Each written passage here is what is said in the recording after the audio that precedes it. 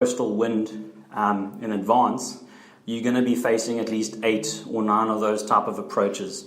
So working on my wedge game has changed a lot of the pressure principle, because it's very hard for me to keep my dispersion pattern inside 20 foot.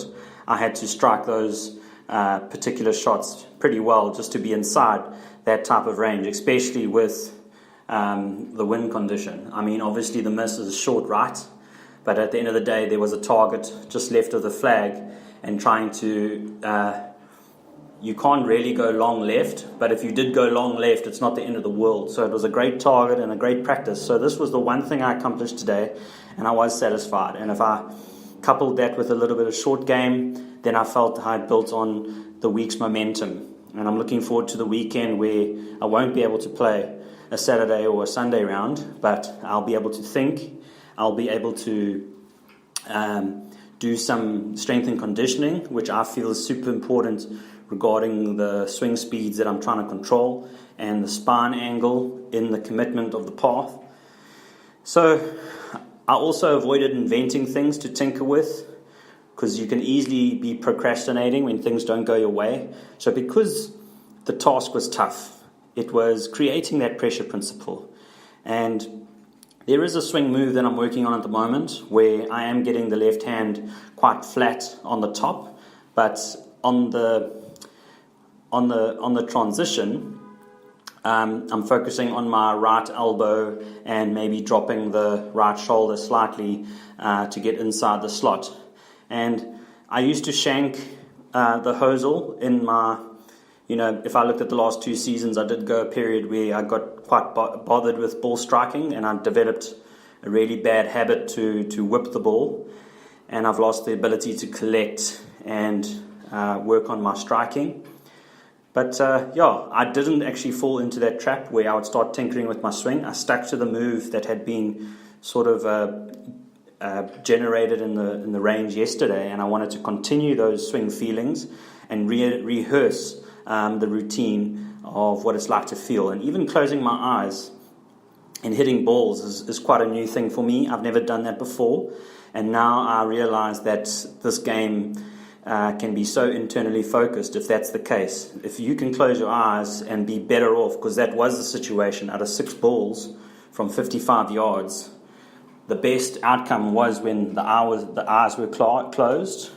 But I would like to also just consider the session, and I think I need to take more time on the warm-up, because by looking at the session when I have 2.5 maybe hours available, it almost takes 45 minutes just to get to a point where I'm actually warmed up. So maybe I just need to address what moves and what major strength exercises would actually get me in the right type of tone to be able to be accurate with performing even the eyes closed. Because if I can't do eyes closed maybe on a day of club champs or tournaments, then I would definitely consider the fact that I'm not actually doing the correct internal focus, and I might have to have a plan B where there's an external focus drill that I haven't come up with yet to have as a cooperation.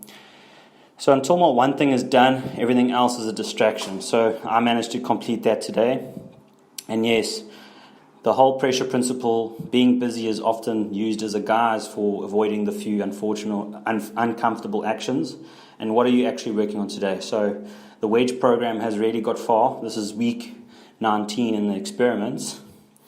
And I've got maybe better, but I still could work on do not practice without recording data. We have to measure what gets managed. And if you take my 20 rounds that were logged on the podcast, there's 4 major questions you've got to ask yourself. Where was the consistent misses off the tee? Based on the data, it was mostly right, in my instance, right of center, and 40% of the misses were right. Doesn't mean that left was 60. It just means that average per round, the higher of the 2 was right. At the end of the day, there is a 2-way miss. I thought I was correcting the 2-way miss, but I do generally have a miss right. How many greens do you hit in a round? Well, that has improved, but proximity to holes poor. That's why the wedge approach conversions are really a great stat, because if I've got pitching wedge in my hand and just doing some dispersion experiments this week, if I'm missing by 40 feet, then it's very much a situation where I've recorded a green irregulation, because most of the greens at my home club, sure, they might not be deep, but in terms of width, you can have 60 to 70 feet of width, and those are sometimes 3-putt territory types of places. So that's what the data says, but the quality of the work to help, what are my actual dispersions per club? And as I said, I've managed to come to a realization that my 3/4 swing is very specific to the wedge. It helps me maybe improve the striking. I don't know what the long iron and the woods, the fairway woods would do with this new swing move, and I'll have to pay attention to that when I make it a focus. So what's my percentage of getting up and down? Well, that's always improving, because I seem to spend more time putting myself in pressure, getting up and down. But at the end of the day, there are those times where in club champs I can remember having no rhythm, no tempo, and I'm working on that. Same with the bunker stations and some of the chipping drills. So when do I drop the most number of shots during the round? Holes 1 to 6. And this is something that was confirmed with the coaches, because if you take a player who's dropping those amount of shots that early in the round, you're always playing catch up. I agree.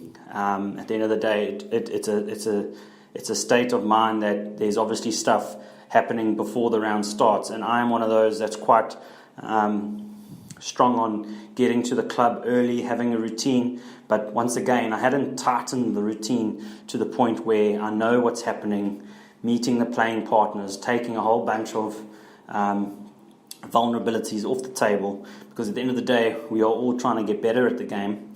And at the end of the day, I'll enjoy the game better if I've got certain types of routines that allows me to reach my potential. So when it comes to planning your practice session and what to work on, you can be selective, and by actually doing less, you can create the pathway to using your time more effectively. I've also thought about do not practice with distractions. Ben Hogan used to set up on the right side of the range. So what are you going to do today that will make you happier and more successful? It is not that we have too little time to do all the things we need to work on in our game. It is that we feel the need to work on too many things in the time that we have. So too many thoughts. I know be calm is a little bit overrated, because be calm was obviously a trait that might have been shared across top competitors. But in my situation, being a quick thinker and also having a lot of anxiety during the round and on every shot, it means I also care. So ingraining bad habits and leave actually getting worse. So I've made a rule that I don't really listen to music. I try and maybe get through my podcasts if I'm going to be having something in my ears. I generally find people leave me alone if I'm listening to earbuds. So I might even have no sound whatsoever, but just so that people could leave me alone.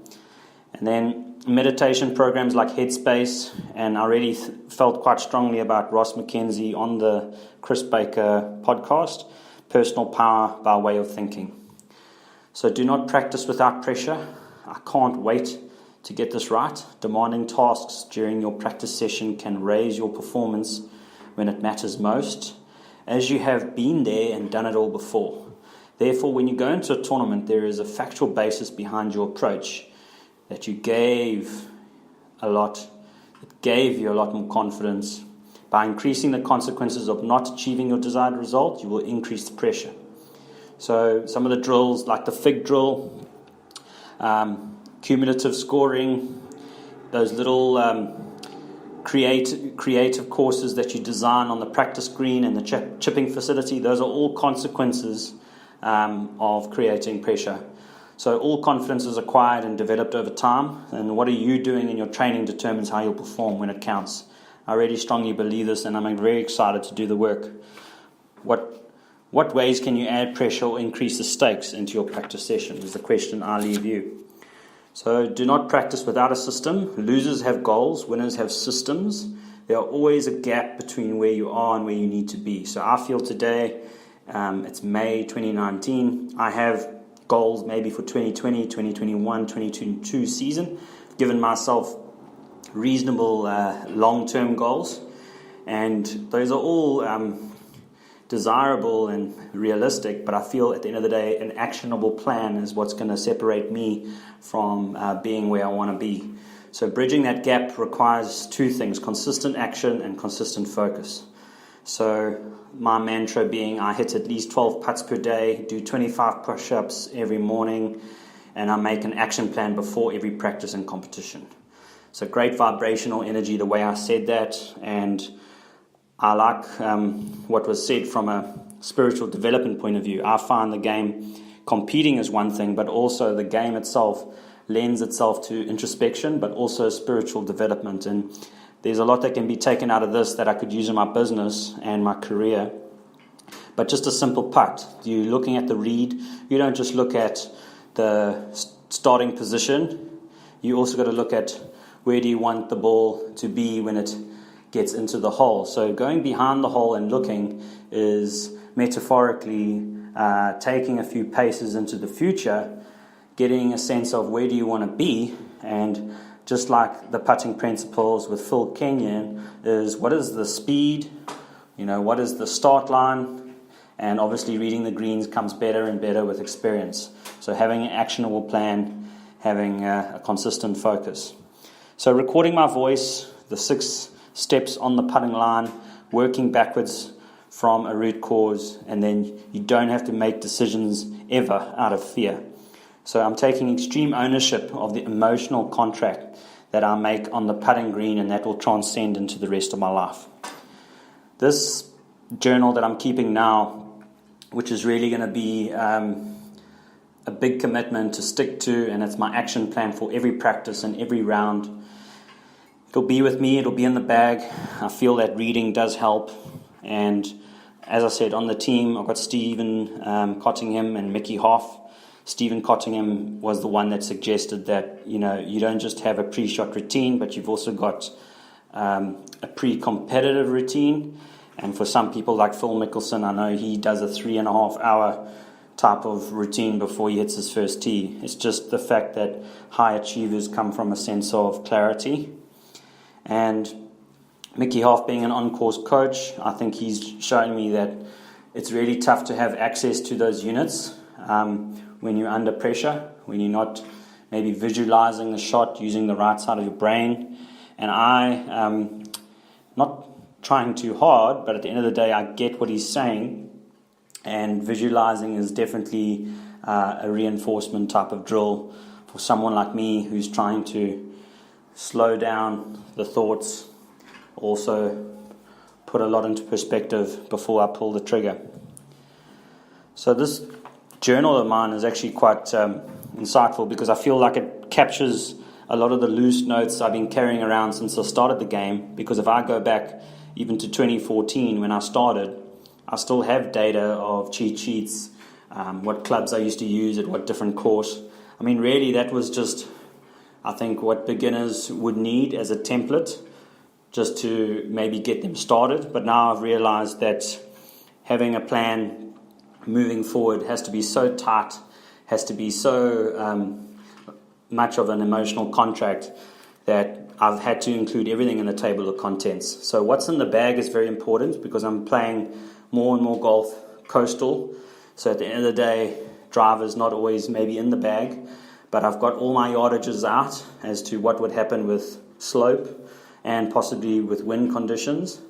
And I am sticking to a plan that will daily and weekly consider the golf data journal, the short game journal, the long game journal. High performance training will be very interesting, because if I've broken down and made this emotional contract, some of the strength and conditioning will be re-looked at, and that will be for my own benefit, building a library of information. And we start the high performance training segment off by considering how romantic it is to consider a deep squat, because you just talk about a deep squat, sure, that is maybe the movement of the language as much as the movement of the body whilst doing it. But if you just consider the stretch shortening cycle, which is very poorly misunderstood, it will even